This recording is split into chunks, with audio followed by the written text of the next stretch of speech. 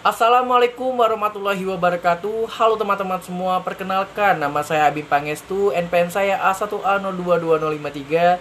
Saya dari Prodi Pendidikan Bahasa Indonesia Fakultas Keguruan Ilmu Pendidikan dari Universitas Bengkulu. Di video kali ini saya ingin mengajak teman-teman semua untuk membahas bersama apa itu Total Quality Management. Untuk lebih jelasnya, mari kita simak video ini sampai akhir.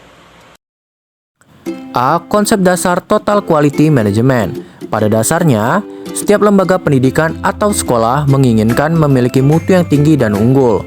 Untuk mewujudkan mutu pendidikan yang tinggi dan unggul tersebut, lembaga pendidikan harus menerapkan dan melaksanakan Total Quality Management atau manajemen mutu terpadu. B. Pengertian Total Quality Management. Menurut Salis, Total Quality Management atau yang disingkat dengan TQM adalah sebuah filosofi tentang perbaikan secara terus-menerus yang dapat memberikan seperangkat alat praktis kepada bab 14 Total Quality Management. Setiap institusi pendidikan dalam memenuhi kebutuhan, keinginan, dan harapan para pelanggannya saat ini dan untuk masa yang akan datang. C. Pemikir-pemikir Total Quality Management. 1. W. Edward Deming. 2. J.M. Juran. 3. Armand V. Feigenbaum. Dan yang keempat, Philip B. Crosby. Ketika teori manajemen mutu dalam bidang ekonomi diadopsi ke dalam bidang pendidikan, ternyata banyak menimbulkan masalah.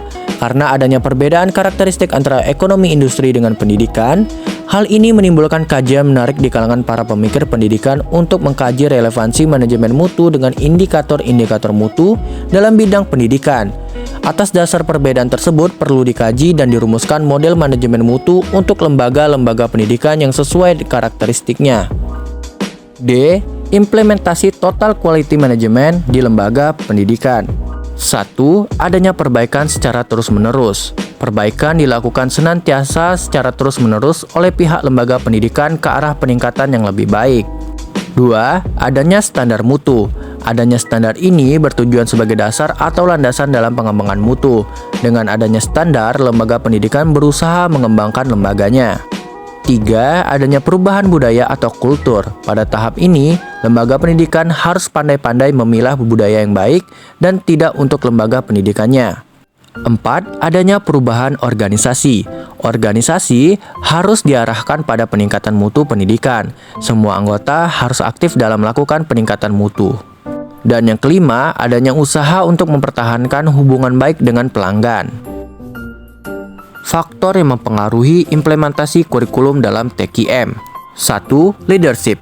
Kepemimpinan adalah kualitas yang harus dimiliki seorang pemimpin dalam kegiatannya, mempengaruhi perilaku orang banyak agar mau bekerja sama dalam mencapai sesuatu tujuan. 2. Rekrutmen dan pelatihan staf. Yang bertugas harus memiliki kompetensi agar dapat melaksanakan tugasnya dengan baik. 3. Sistem reward. Lembaga perlu untuk merinci kebijakan yang menyangkut kesempatan yang sama dan metode serta prosedur yang digunakan untuk mencapai tujuan. 4. Aturan organisasi. Keberhasilan penerapan TQM dalam lembaga pendidikan lebih banyak disebabkan oleh sistem dan prosedur yang diorganisir dan didesain secara komprehensif dan terintegrasi dalam suatu ketentuan yang disepakati dan dapat dilaksanakan secara konsisten dan terpadu. 5. Budaya kerja. Setiap orang dalam lembaga bekerja sama dalam mendukung proses transformasi dalam suasana saling menghargai, saling mempercayai, saling pengertian, dan saling membantu untuk mencapai suatu tujuan. E. Pilar Total Quality Management. Dalam penjelasannya Kretz, menghubungkan antara pilar-pilar tersebut sebagai berikut. Produk adalah titik sentral untuk tercapainya tujuan dan pencapaian organisasi. Mutu dalam produk tidak akan dihasilkan tanpa pengendalian mutu di dalam proses. Mutu di dalam proses tidak akan terjamin tanpa organisasi yang tepat dan efektif. Organisasi yang tepat dan efektif tidak ada artinya tanpa pemimpin yang memadai. Komitmen dan semua komponen organisasi dari bawah ke atas merupakan pilar pendukung bagi semua komponen lainnya. Setiap pilar tergantung pada keempat pilar yang lain, dan kalau salah satu lemah dengan sendirinya, pilar yang lain juga lemah. Selanjutnya, F. Hambatan implementasi Total Quality Management (TQM) di lembaga pendidikan. Setidaknya terdapat dua faktor yang dapat menjelaskan mengapa upaya perbaikan mutu pendidikan selama ini kurang atau tidak berhasil. Zahro mengatakan antara lain sebagai berikut. 1. Strategi pembangunan lebih bersifat input oriented. Strategi yang demikian lebih berstandar pada asumsi bahwa bila mana semua input pendidikan telah dipenuhi, seperti penyediaan buku, alat belajar lainnya, sarana pendidikan, pelatihan guru dan tenaga kependidikan lainnya, maka secara otomatis lembaga pendidikan akan dapat menghasilkan output yang bermutu sebagaimana yang diharapkan. 2. Pengelolaan pendidikan selama ini masih bersifat makro-oriented, diatur oleh jajaran birokrasi di tingkat pusat.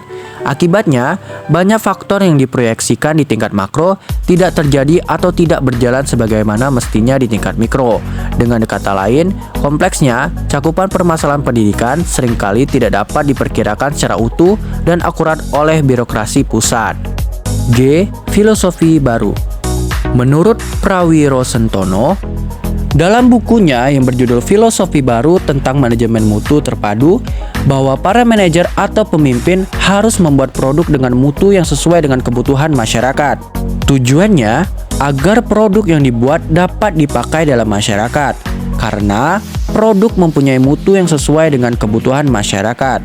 Dasar dari filosofi mutu produk mempunyai beberapa prinsip sebagai berikut.